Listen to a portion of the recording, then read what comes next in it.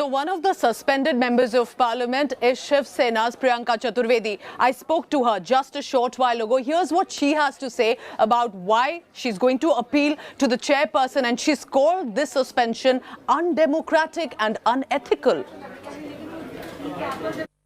I'm joined by Shiv Sena's Member of Parliament Priyanka Chaturvedi, and she's one of the 12 MPs who've just now been suspended, and that with alleged unruly behavior.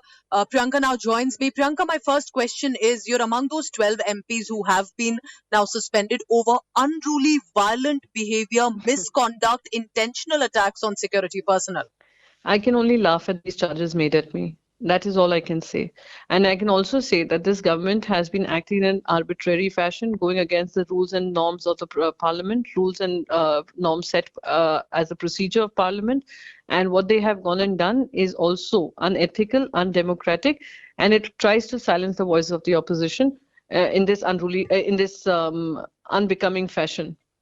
So you're calling this that it is the government's primarily acting against you and the opposition? Are you saying there's a bigger conspiracy to it? Let me just run through what happened during that particular day. The Business Advisory Committee had decided and concluded that the insurance bill will not come up for discussion, yet the government on the sly brought the bill up for discussion. We were already protesting it, so we came to the well of the House to protest it. Male marshals were pushing the women members of parliament. Female marshals were brought in front of the male members of parliament. Isn't that a breach of parliamentary privilege?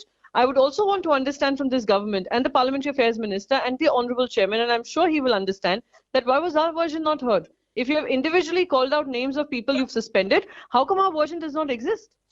What would you want the chairperson to know right now of the upper house as these 12 MPs have been suspended? I will be approaching the chairman. I will be telling him that what has happened is undemocratic and goes against the parliamentary norms, rules and procedures laid down by our forefathers when we accepted parliamentary democracy as the system of governance.